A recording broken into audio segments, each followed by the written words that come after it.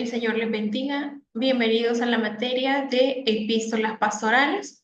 Durante estos 5 meses estaremos aprendiendo de la palabra de Dios, cómo estas cartas vinieron a fortalecer a esos pastores, a esos dirigentes de estas congregaciones y por supuesto que ese mensaje que fue dado para un tiempo específico también puede bendecirlos y puede traer esperanza, puede traer paz, puede traer instrucción y guía a cada uno de aquellos que hemos aceptado el desafío de servir, de seguir al Señor y de hacer discípulos a todas las naciones. Quiero comentarles que durante el aprendizaje de esta materia estaremos compartiendo y estudiando a la vez el contenido de estas cartas porque nos van a permitir a nosotros poder tener un mayor conocimiento de primera mano lo que el apóstol Pablo quiso dirigirle a estas personas específicamente para poder guiarles, instruirles de acuerdo a la necesidad que estaban atravesando en esa. Epístolas pastorales o cartas pastorales son las cartas del Nuevo Testamento que llevan los nombres de Timoteo y Tito y que han recibido por lo menos durante un siglo el nombre de cartas pastorales. En este gráfico que estoy haciendo, estoy presentándoles acá, estoy tratando de mostrarles lo mismo que dice la Escritura, que la doctrina ha sido puesta o ha sido enseñada para mostrar el camino correcto. Esas instrucciones que el apóstol Pablo da a sus discípulos, a los que llama verdadero hijo en la fe, a sus hijos en la fe, es un camino el cual les está mostrando el camino recto de Dios para poder instruirlos en justicia, porque de hecho la misma escritura dice que es útil para enseñarnos, para redarguirnos, para instruirnos en justicia. ¿Para qué se instruye? O me estoy instruyendo como permanecer en el buen camino, ese camino que sea recto. Pero por supuesto que en el mundo, en nuestra vida diaria, nosotros podemos desviarnos un poquito. Esto en estadística, cuando se sale del plano normal, se conoce como una desviación. Pero cuando es elevado en la parte de acá, cuando hay una diferencia en la parte de aquí, se llama variación.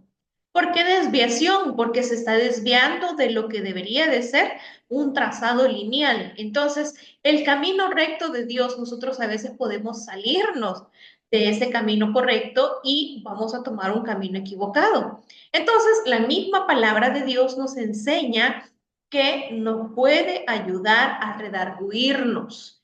Redarguirnos es hacernos sentir o mostrarme dónde estoy mal y dónde me equivoqué. Normalmente nosotros nos cuesta un poquito a veces aceptar nuestros errores, nos cuesta decir, perdón, me equivoqué, pero en la escritura la doctrina, la palabra de Dios nos instruye y nos lleva por el camino recto, pero también nos redarguye a nosotros cuando nosotros estamos equivocados. Pero no solamente nos redarguye, sino que también nos corrige, porque el propósito de la ley, el conocimiento de la ley nos trae a nosotros conocer de que hemos pecado delante de Dios, que hemos fallado delante de Dios. Ese es un propósito, corregirnos. Y entonces la corrección me muestra cómo volver al buen camino. El propósito de la doctrina es instruirnos en el camino recto de Dios, pero también si tomamos un camino equivocado, la palabra de Dios tiene el propósito de redarguirnos y de poder corregirnos a nosotros. Y es eso lo que vamos a encontrar nosotros como temas en las cartas pastorales. Tito y Timoteo eran colaboradores de Pablo en la tarea de evangelizar y edificar las iglesias. Su comisión y tarea eran parecidas a la de los apóstoles, una labor pastoral, apostólica, por haber sido convertido mediante el ministerio de Pablo. Es decir, el apóstol Pablo le llama genuino hijo en la fe. ¿Hay hijos postizos? Sí, hay hijos postizos, pero también hay hijos genuinos. Y amado hijo, en la segunda Timoteo 1, 2, en el siglo XVII fueron llamados pontificiales, pero en el siglo XVIII pasaron a ser llamados cartas pastorales. Y aquí tenemos un ejemplo, 1 Timoteo 1, 2. A Timoteo, verdadero hijo en la fe, gracia, misericordia y paz de Dios nuestro Padre y de Cristo Jesús nuestro Señor. Entonces, estos Estos pastores le colaboraban en los siguientes lugares. Por ejemplo, Timoteo estaba a cargo de la obra en Éfeso, Tito estaba acá encargado de la organización de la nueva obra en Creta. ¿Cuál es el propósito de estas cartas pastorales? Bueno, si nosotros revisamos en las cartas, en los escritos del apóstol Pablo, vamos a encontrar que la primera carta y la segunda carta de los tesalonicenses tienen el propósito de mostrar el retorno de Cristo. Específicamente en el capítulo 4, versículos del 13 al 17, nos recuerda a nosotros que el Señor vendrá por nosotros, porque el Señor mismo con voz de mando, con voz de arcángel y con trompeta de Dios descenderá del cielo y los muertos en Cristo resucitarán primero. Entonces, el propósito de la primera carta y la segunda carta de los tesalonicenses es el manifestar el retorno de Cristo. Cuando hablo de estos propósitos, no solamente estoy hablando de las cartas pastorales, sino todos los escritos del apóstol Pablo. Luego tenemos la carta a los Romanos, Gálatas, primera y segunda de Corintios. El propósito de estas cartas es evangelizar, enfatizar el evangelio, enfatizar la transformación que las personas han tenido al conocer ese poder, al conocer esa transformación directamente de parte de Dios. Luego tenemos a la carta de los Efesios, Colosenses, y Filipenses y Filemón. Estas fueron escritas desde una prisión. Esto es muy notable porque puede sentirse también las emociones del apóstol, puede manifestarse la parte humana. Esto no quiere decir que como cristianos no vamos a atravesar situaciones difíciles. Por supuesto que sí, pero podemos florecer, podemos producir fruto aún en medio de las adversidades, porque no todo en el Evangelio es lecho de rosas. Hay situaciones que enfrentamos que requieren un poquito de convicción de nuestra parte, de recordar que el Señor nos ha llamado en tiempos difíciles, pero también en tiempos prósperos, en cualquier que sea nuestra situación. Y luego tenemos la primera de Timoteo y segunda de Timoteo, que son los escritos pastorales para áreas específicas que tratar. También tenemos Hebreos, Santiago, primera y segunda de Pedro, primera, segunda y tercera de Juan, Judas. Estos son escritos generales para diferentes autores, diferentes propósitos. Esto es un panorama de los escritos del apóstol.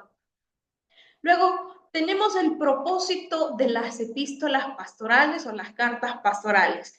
Entendemos y conocemos a través de los escritos que fueron dirigidas a hombres que estaban al cuidado de congregaciones cristianas. Es decir, que alguien que está cuidando congregaciones necesita ser alentado. Por supuesto que sí. El pastor donde usted se congrega necesita ser alentado, necesita ser confortado muchas veces. Porque la vida pastoral no solamente se trata de preparar sermones, de ayudar a las personas en una necesidad, de asistir a los funerales, de visitar a los enfermos, de orar por ellos, de atender a los ancianos, a los niños, a las viudas, a los huérfanos. No solo se trata de eso, sino que en la vida pastoral es una situación, es una vida la cual en muchas ocasiones se siente o se atraviesan valles de sombra y de muerte. ¿Por qué? Primero, porque el Señor va a perfeccionar a todos aquellos que ha tomado por siervos. Segundo, también la vida pastoral puede a veces resultar un poquito injusta, porque aquel que da la vida por sus ovejas, esas ovejas muchas ocasiones abandonan a sus pastores, no se acuerdan de ellos, no oran por ellos, se les olvida que son seres humanos comunes y corrientes con un llamado específico, pero seres humanos al fin que también sienten tristeza, sienten soledad, sienten angustia, enfermedades, peligro, desnudez, espada, cualquier situación que sea. Entonces nos enseña que contienen muchos elementos personales, aunque por lo demás tiene un carácter oficial, y eso pretende servir de guía a los pastores que están al servicio de las iglesias, instruyéndoles y exhortándoles acerca de la administración, liderazgo y cuidado pastoral.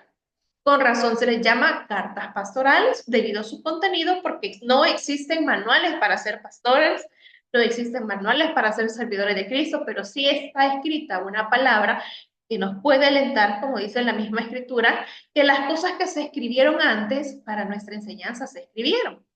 ¿Por qué podemos o por qué debemos estudiar las cartas pastorales? Bueno, primero porque toda la escritura es inspirada por Dios Y toda la escritura y las cartas pastorales son parte de esa escritura inspirada y por lo tanto son necesarias para la instrucción del creyente. Y porque también esto exige una vida consagrada, una vida apartada, una vida santificada. Segundo, por el contenido doctrinal. ¿Por qué? Porque se nos enseña a través de esas cartas pastorales el énfasis en la sana doctrina. Mire, allá por el capítulo 4, la primera carta de Timoteo nos enseña que los tiempos van a ser difíciles, que los tiempos son malos y que debemos permanecer fieles. Se hace énfasis en la sana doctrina. Dios nos sigue hablando y Dios nos habla a través de su palabra. Número 3, por la enseñanza respecto a la administración de la iglesia, sobre el culto público, sobre las cualidades para ancianos y diáconos, sobre la atención a los necesitados y sobre el trato a los miembros de la iglesia. Así nos enseña a través de las escrituras. Pero ¿quién escribió las epístolas pastorales? Bueno, hasta el siglo XIX se puso en duda que Pablo sea el autor de las pastorales. Sin embargo, sabemos que el escritor fue Pablo, su nombre hebreo era Saulo, y los del habla griega decían Pablo, que su nombre significa pequeño. Era descendiente de Abraham, de la tribu de Benjamín. Él fue criado como judío desde su niñez, vivía en la ciudad de Tarso de Cilicia, pero también fue instruido a los pies de Gamaliel en Jerusalén, y es muy probable que él perteneciera al Sanedrín.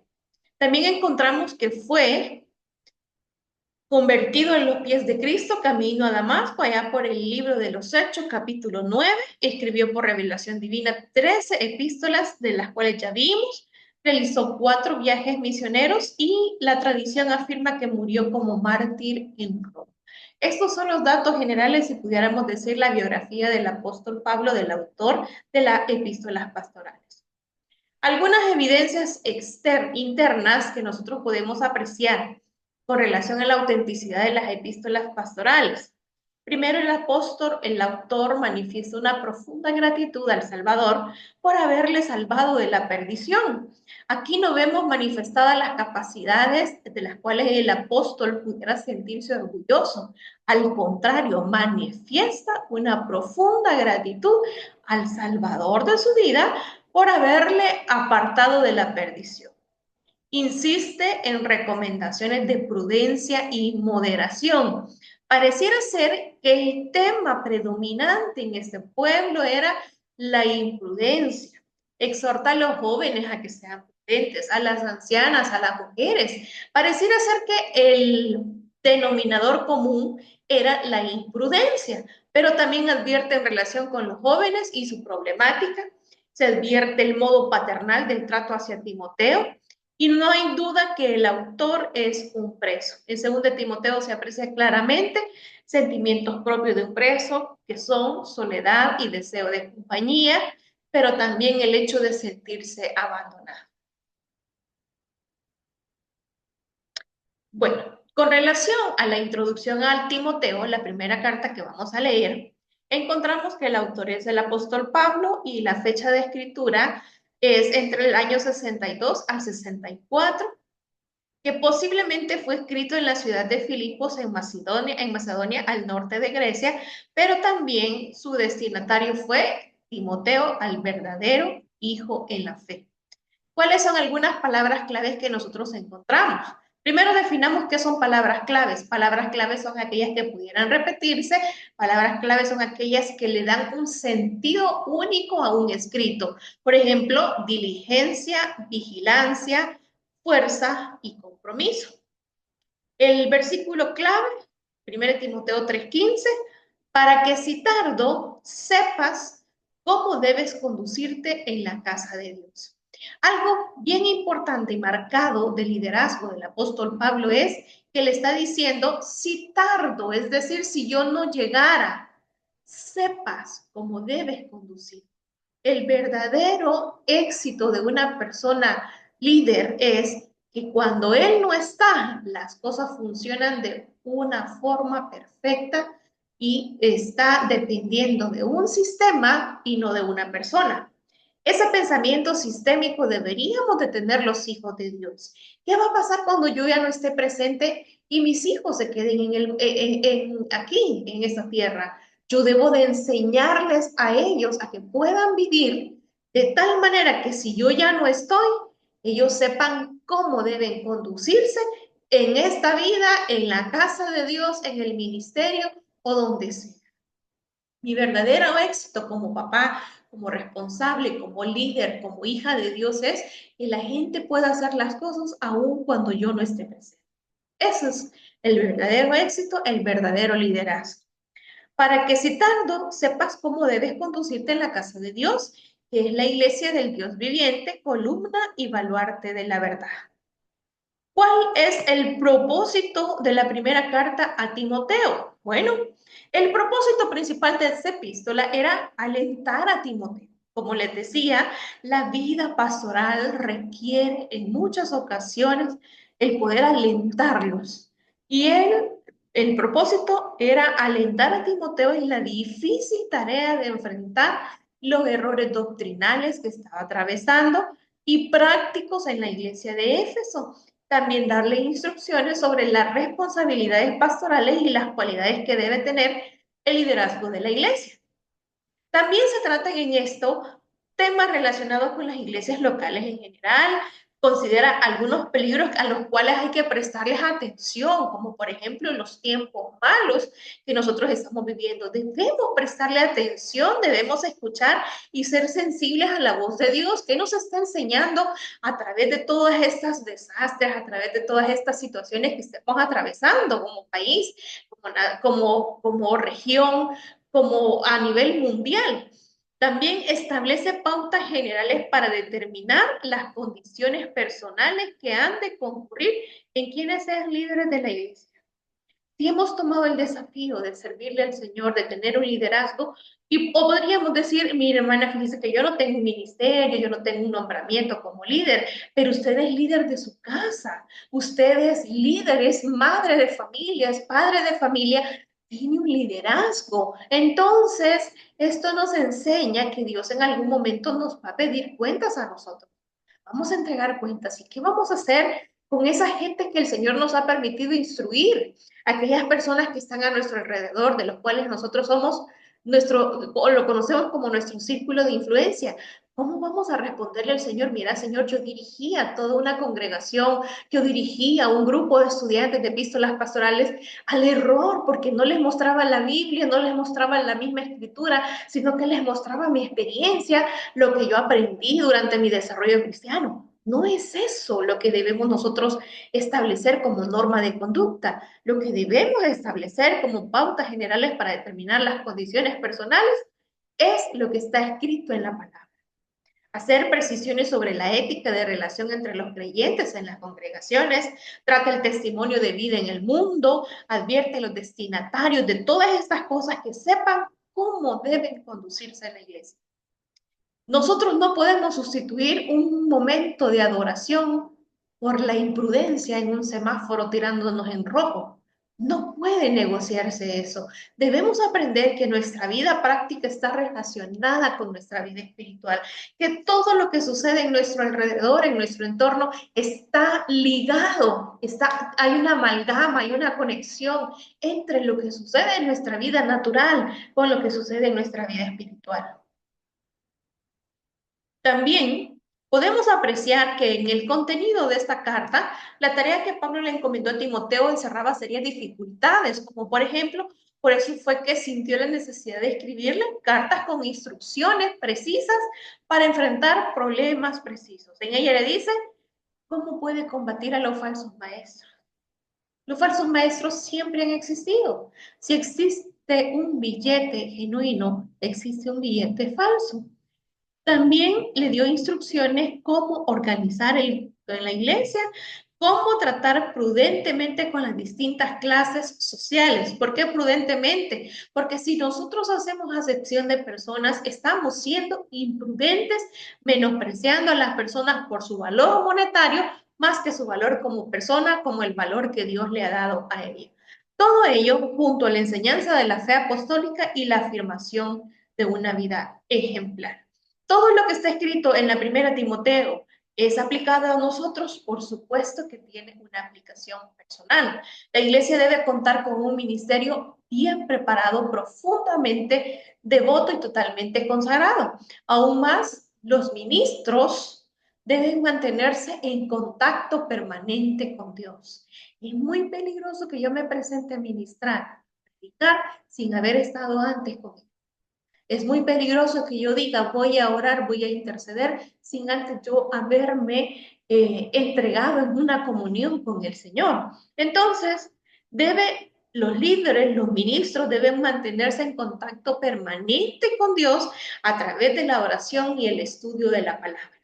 ¿Se ha fijado que hay cosas que normalmente nosotros visualizamos a través de las redes y muy pocas veces dedicamos el tiempo de una forma proporcional a lo que nosotros vemos en las redes, compararlo y dedicarle el tiempo a la escritura? Es más, muy pocos tenemos el hábito de poder leer un libro, de poder tener un conocimiento general de algo. Por eso es que hay ocasiones en algunos temas que mejor nos quedamos callados o repetimos lo que otros dicen, porque nos es más fácil nosotros poder, así lo que la publicidad dice, que tener conocimiento de algunos temas. Entonces nos enseña que aún los ministros deben mantenerse en contacto permanente con Dios, porque el ministro ministra y lleva a las personas a un conocimiento de Dios.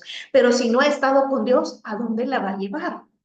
¿A dónde lo va a entregar si no ha tenido un contacto directo con su papá, no ha estado con él, no ha podido adorarle? ¿Cómo va a llevarlo a un momento de adoración? ¿Cómo voy a llevarlo a usted a un conocimiento si yo no he interiorizado la palabra de Dios? Entonces, el pastor debe primero nutrir su propia alma en las palabras de la fe y la buena doctrina, y entonces enseñarle a los creyentes lo esencial de la vida cristiana. Durante mucho tiempo dirigí grupos, células, numerosos grupos de células, y en muchas ocasiones nosotros a veces nos volvemos panaderos muertos de hambre. ¿Qué quiero decir con esto? Que tenemos el alimento en la casa y tenemos el alimento y venimos y lo repartimos y le damos a fulanita y le damos a esto y le damos a lo otro. Recuerdo que cuando antes hacían tamales en mi casa, hacían hasta 150 y tan numerosa era su familia. No, es que a mi abuela le encantaba regalar un montón de tamales a todos los vecinos. A veces actuamos así en el Evangelio. Tenemos tanto conocimiento de la palabra, tanto conocimiento, hemos estado tan entregados que lo que menos hacemos es interiorizar esa palabra y empezamos a repartirlo a otra gente. El pastor, el ministro, debe primero nutrir su propia alma en las palabras de la fe y la buena doctrina, y entonces enseñarle a los creyentes lo esencial de la vida cristiana. Padre de familia, madre de familia, instruyéndonos en la palabra de Dios, y luego después de habernos alimentado nosotros, después de que nuestra vida sea ejemplar, sea un ejemplo de devoción, de servicio, de entrega, de búsqueda del Señor, podemos hablarle a nuestra descendencia que puedan también hacer lo mismo. Practicando la santidad en su propia conducta, debe guiar a su congregación por ese mismo camino. Y finalmente, hablamos acerca de Timoteo. ¿Quién era Timoteo? Su nombre significa amor o adoración a Dios. También se conoce que era hijo de padre gentil y madre judía convertida al cristianismo. Su abuela se llamaba Loida, también era judía. Era natural de Listra, tenía en alta estima por las iglesias de Listra y Iconio, pero también debió haber sido convertido en el ministerio de Pablo durante su primer viaje misionero. Y nosotros podemos apreciar a través de la escritura que Pablo tenía profunda simpatía por él. Es decir, que era una persona cercana, es decir, que era una persona que estaba muy de cerca con él y lo había incorporado al equipo misionero después de la separación de Bernabé. Pero también fue apartado para la obra por Pablo y los ancianos. Él recibió una dotación especial para el ministerio con la imposición de manos del apóstol Pablo, es decir, hubo una transferencia y el presbiterio de la iglesia. Pero también conocemos que era un hombre de carácter afectuoso y de probada fidelidad. Mire qué interesante, un hombre de carácter afectuoso y de probada fidelidad. Muy pocas veces se conocen personas que sean leales, que sean fieles. Normalmente conocemos y hemos estado acostumbrados en los lugares de trabajo, en los lugares de estudio, de personas que dicen ser amigos de nosotros. Y nuestros amigos no se miden por cuántos seguidores tengamos en Facebook, Instagram y en TikTok. Esos pueden ser conocidos únicamente, que se acuerdan de su cumpleaños porque Facebook lo recuerda. Pero, amado amigo, hermano en Cristo y hermana, quiero recordarles que el Señor nos ha permitido, nos ha escogido, nos ha llamado. A lo mejor no porque seamos fieles, porque probablemente en una temporada como Navidad, Semana Santa, agosto, nosotros nos extraviamos y nos perdemos de la iglesia. Dios nos ha llamado y nos amó primero a nosotros, por eso es que nosotros le amamos, por eso es que nosotros le somos fieles, porque Él ha sido y se ha manifestado como ese Dios fiel y Dios amoroso a nosotros. También conocemos de Timoteo que era un temperamento tímido y retraído.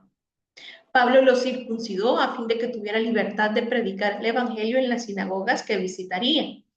Vemos también que él estructuró conceptos, definiciones en cuanto al ministerio, en cuanto al ministro, en cuanto al ánimo personal en toda la carta a Timoteo. Podemos nosotros encontrar y apreciar que esto pudo clasificarse. ¿Qué podemos aprender de Timoteo?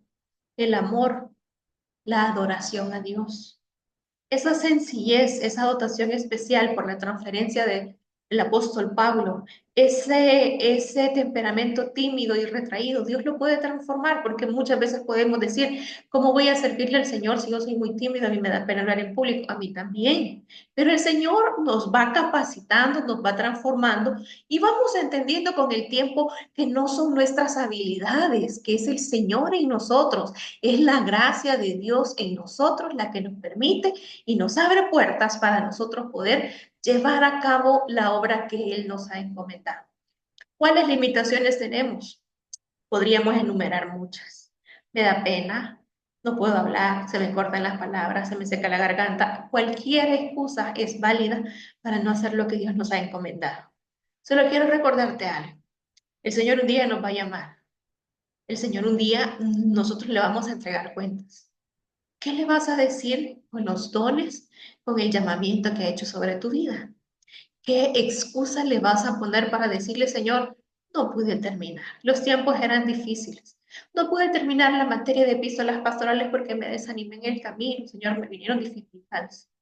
Vamos a atravesar dificultades, vamos a tener momentos difíciles, como dice Timoteo. Vendrán tiempos difíciles. Van a haber personas amadores de sí mismos, de su cuerpo, de las cosas que para ellos representan, de sus títulos, de sus habilidades. Pero todo eso se termina en una tumba.